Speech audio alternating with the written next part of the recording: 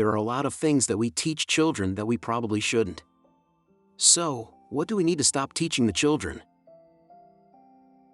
Kids learn by watching us. Whatever we want kids to do or not do starts with grown-ups addressing our own hang-ups. Full stop. That play ends when you reach adulthood. Play is important, even when we're grown. You can get what you want if you're nice. It teaches children how to be manipulative and dishonest. Instead, teach them to handle no. Too many people grow up and get offended at being told no. Teachers and parents want their children to learn how to ask for things in a polite way, but not how to handle rejection. My brother teaches children, and he will actively tell kids no and encourage them to find alternative solutions that don't infringe on someone's decision. Had to deal with this with my daughter. We were at the park, and she asked another girl if she could play with one of her dolls. She said no, and the next thing I know there was a temper tantrum being thrown because she wouldn't share.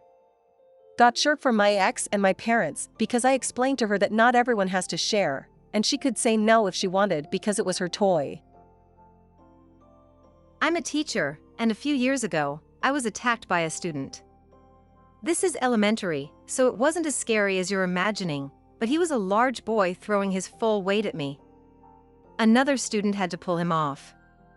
It was completely unprovoked and out of nowhere.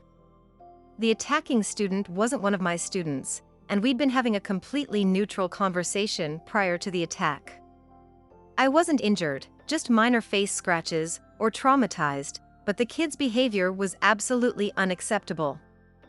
The school's response was to ask the student who attacked me what negative feelings he'd been having that led him to attacking me. He said he got too hot and had him write out better ways to cope with those feelings, so like, instead of attacking a teacher, go stand in the shade. Then he had to make me a card that said he was sorry. He essentially wrote that he was sorry it got so hot that day. The school accepted that and closed the case. They explicitly taught him to come up with an excuse for his bad behavior, and then he won't face consequences. He, of course, went on to attack another student and was finally expelled. Schools are absolutely explicitly teaching kids to be manipulative. The focus on emotional intelligence is amazing and wonderful, but some schools have absurdly managed to turn every emotional intelligence curriculum into a series of lessons on how to always center your own feelings and never take responsibility for anything. That failure is something to be ashamed of and to avoid at all costs. We all fail sometimes, and we need to be able to accept that. It is possible to commit no mistakes and still lose. That is not a weakness, that is life. A quote from Captain Jean-Luc Picard. That you need talent to be good at something. I'm a professional musician, and I get the "you're so talented" compliment all the time.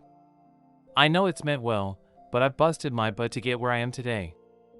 I tell my students that it's not about talent, it's about hard work and dedication. I've watched people with way more natural talent than me burn out because they don't know how to approach something difficult that they can't immediately play.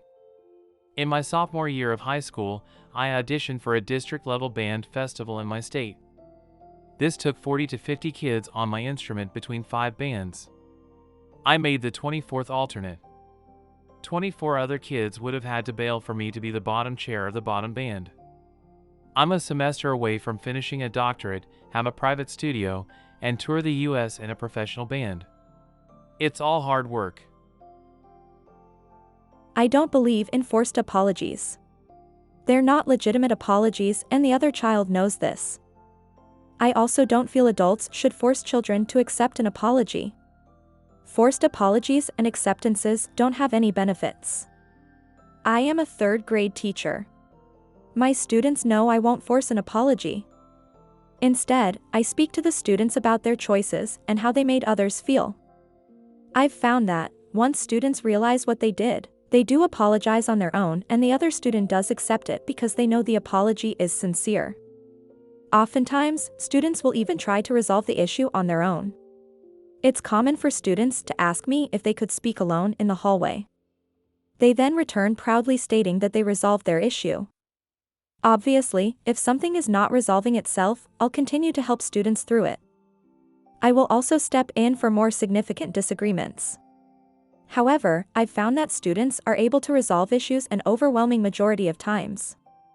However, they are never truly resolved with forced apologies and acceptance of forced apologies because the underlying issue is still there. If you're enjoying today's video, smash that like button and consider subscribing to the channel for more videos and interesting stories. Now let's get back to the stories of our lives. To push down their feelings and never cry. You don't heal unless you work through your emotions. Support them, don't scold them. I was raised in a generation that said, "Boys don't cry," as well as expected kids to always behave or be punished. IMO that has caused so much anger and depression issues in adults now. I raise my kids similarly to we encourage healthy displays of emotions. The other point with that is that everyone has bad days, kids included. Why are we grounding, spanking, and yelling at kids for having an emotional outburst after a long day when they're tired, but we let adults do it all the time? Absolutely ridiculous to hold kids to a higher emotional control standard than adults. That you need to be friends with everyone. Some ways we can teach this to our children. Help them understand that it is normal and healthy to have a variety of friendships and that not everyone will be a good fit as a friend. You can explain that sometimes people have different interests, values, or personalities that make it difficult for them to get along or to have a meaningful friendship. Emphasize that it is okay to have different friendships and to spend time with different people. You can explain that it is natural to have different groups of friends for different activities or interests, and that it is okay to spend more time with some friends than with others. Encourage your child to focus on building positive, supportive friendships rather than trying to be friends with everyone. You can explain that it is more important to have a few close friends who are kind, trustworthy, and respectful than to have a large number of acquaintances who may not be as supportive or caring. Remind them they do not have to be friends with everyone, and that it is okay to have disagreements or conflicts with others. You can encourage your son or daughter to be respectful and to try to resolve conflicts peacefully, but to also understand that not everyone will agree or get along all the time. Accept collective punishment. Whoever did something to get in trouble is who gets the punishment. So many teachers do this to kids, and it just breeds resentment for both the teacher and the kid who keeps getting the whole class in trouble. I don't want my kids to be prepared to accept this as adults and just deal with it from the government, society, their employer, etc. I remember a time when I was on the middle school soccer team. I was sick this particular day and I had planned on telling my coach that I was going to sit out because it was like 90 degrees, and I was on the verge of vomiting. But, before I had the chance, one of my teammates or schoolmates decided it would be funny to open all of the lockers in the locker room and then run around and slam them shut. Which, by the way, is not a terrible transgression. It's a victimless crime, to be honest, he just made a lot of noise. So as punishment, the entire team had to run 2 miles including me because the coach wouldn't listen to my plea for mercy. I don't know why I didn't just walk away. I guess as a kid you're taught to be reliant on adults even though I knew it was wrong. I'll never forget that horrible day. That adults know everything. The amount of parents, teachers, and others that just tell kids things with the explanation of, because I know best, is harmful. I love when a kid or student asks me a question I don't know, it means we can explore it together, which is also why I will never lock up my phone when teaching despite principals saying it distracts.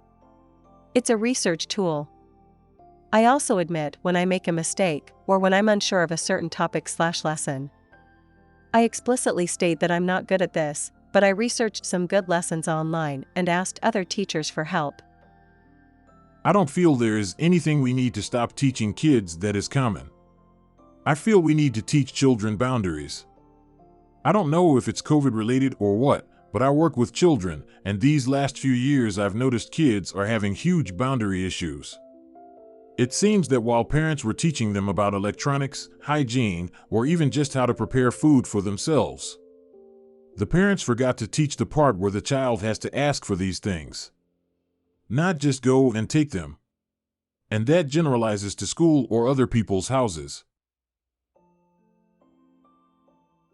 If you've enjoyed this video, consider subscribing and check out more videos from the channel.